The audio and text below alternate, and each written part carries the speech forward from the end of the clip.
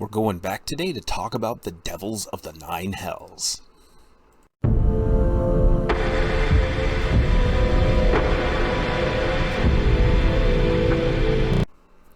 Hello everyone, and welcome back down here to the Gamer's Den with me, your host, Jordan, your master of lore and storyteller extraordinaire, here to talk to you about the Devils of the Nine Hells, once again, the Baatezu.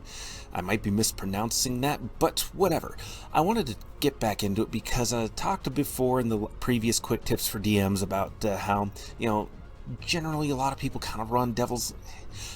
Wrong is the only word I can really think of for it, but there are better ways to improve how you run them and ways to make them much more devious and scheming and inherently much more dangerous to your players overall. But I wanted to give you an example of how to kind of layer their schemes somewhat. But before we get into that, if you're new here to the channel, then go on down there, hit the subscribe button, and become a regular member here at the Gamer's Den. Or, if you've already done that and listed yourself on such a legendary roster of incredible heroes such as that, then go on down there to hit the like button and share the video far and wide. Now, let's go ahead and start talking about devilish schemes. So, when it comes to the Baatezu, one of the things I mentioned before is that they fear demotion much more than outright oblivion. But oblivion's still something that they worry about, so they will take as many pains as possible to avoid fighting on their home plane, any of the layers of their home plane. Because if they die there, they are destroyed, their essence discorporates and is lost to the vast infinite of existence. Lost what words I would use to describe that, but point being, they don't fight on their home plane. They will fight on every other plane possible.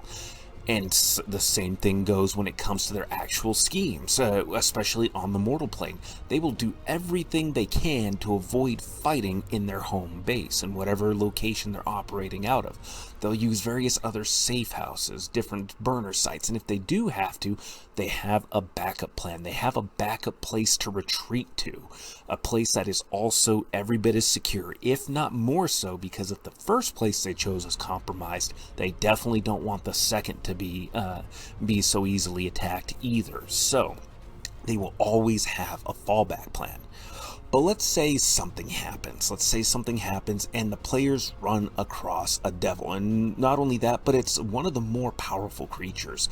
Say something that's like a lieutenant or captain with whatever organization is currently present and is doing everything it can to subvert souls and make sure that they're sent down to the Nine Hells to be condemned forever and used as fuel and fodder for the ever-growing fiendish army.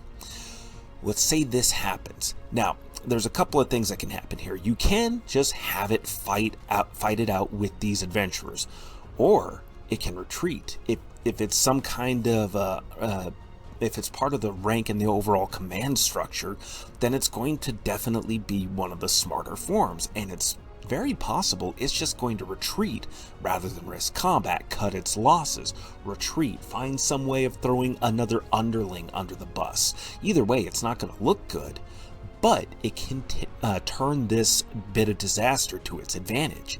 A couple of different ways, because now, let's say the players have been in the dark as to who's doing whatever kind of shadowy dealings, underhanded murders, and just unscrupulous blackmail and kidnapping has been going on in your campaigns. Let's say they have been trying to figure it out, and now they realize, holy shit, it's the devils, the forces of the Nine Hells, the Baatezu, they're all here. We need to deal with that.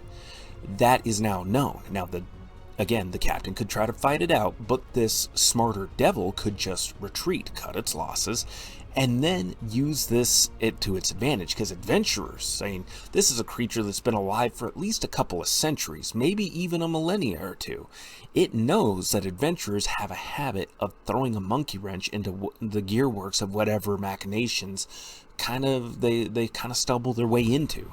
So it's going to use that to its advantage, either by leaving little bread trails of crumbs leading back to its own superior, make its superior look bad, save face for itself, and be like, see, it wasn't my incompetence, it was his, it was their incompetence. They screwed all this up. You should put me in charge. I know exactly what to do. And it has a number of ways of doing that. But the other option it has, say that there are multiple cults competing within an area. it can start leaving little breadcrumb trails leading back to these other cults, make them look bad, because whatever soul harvesting operation, whatever works of damnation they're enacting, other rival cults eat into that. So by ensuring that the adventurers destroy a rival cult, they now displace all of those souls, all of that blackmail information, everything, that whole network collapses, and now this other cult's able to sweep everything up under its umbrella, and the devil knows who the adventurers are. But how would it go about doing this? Well, many of these creatures have disguise self abilities, or if they don't, you can give them some class levels with access to spells to allow them to disguise themselves and hide their alignment. They present themselves as a crusader against these fiendish forces, against these forces of lawful evil, the forces of Asmodeus. He has fought against them, or she has fought against them for years uncounted now. If the players ask, well, why can't we detect your alignment? Shouldn't you be a creature of good, or at least neutrality? Well, the response is easy. If I just went out radiating auras of lawful good, I'd paint a target on my back. To fight these creatures, you have to be smart. You have to go unnoticed. For the instant they notice you, they will take every pain possible to absolutely annihilate you. If they can't annihilate you, they destroy everything around you. Anonymity is going to be your biggest shield, your best defense for you and your loved ones. Learn that now. It's going to give them good tips, good advice for fighting these devils, but it knows them. It's going to learn about them, learn about their effectiveness, their capabilities this whole time, while presenting themselves as this champion of righteousness. So it acts as a quest giver, a quest giver that has cropped up over the course of this campaign. If they wonder why, well, what are you doing here? Well, same reason as you. I'm here to uproot corruption, and I know it's devils. I've been on their trail for weeks. I know that there is a cult in this area, and he's going to specifically say a cult. He's not going to allude to the fact that there may be multiple, just one, because of the aforementioned reasons. They're greedy, selfish creatures, and while they do have a strict hierarchy, there's nothing preventing them from usurping one another, destroying one another, even trying to advance their own promotions within their own hierarchical structure. It involves all kinds of sabotage, assassination, etc., etc., just to underline the greed and machinations of these creatures. And so this is how it's going to go about.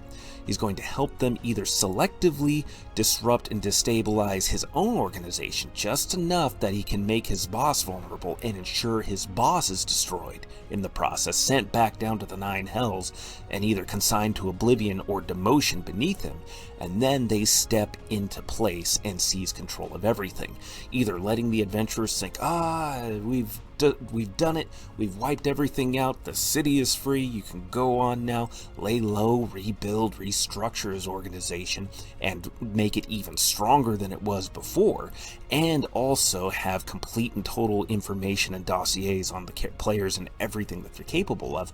Or he can try to assassinate them after the fight, have some reserve forces in place ready to go to murder these adventurers after they've burned up everything fighting this horrific overlord that's been running these cults.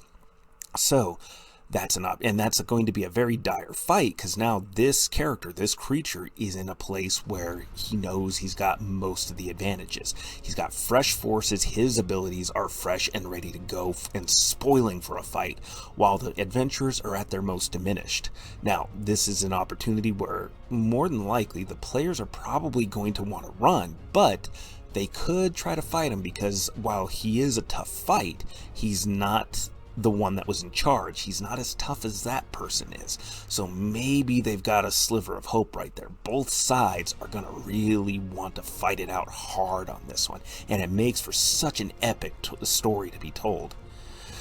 But then again, like I said, these are just two options there, and you can see here how intricate and layered these plans can get, and you get all kinds of options with this too.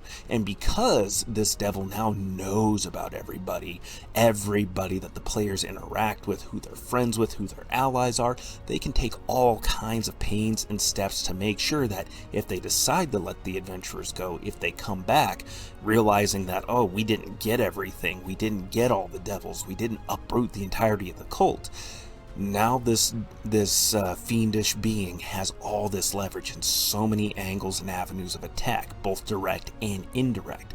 And this is how truly just utterly clever and brutal and Gygaxian you can get when it comes to using fiends.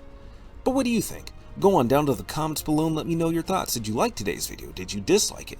Hit those like or dislike buttons and let me know your thoughts down below. And let me know any other clever schemes, thoughts, or plots that you've had, run, encountered, or dealt with down below, and we'll go ahead and engage in discussion. And remember, if you're new here to the channel, go on down there, hit the subscribe button, and become a regular member here at the Gamers Den.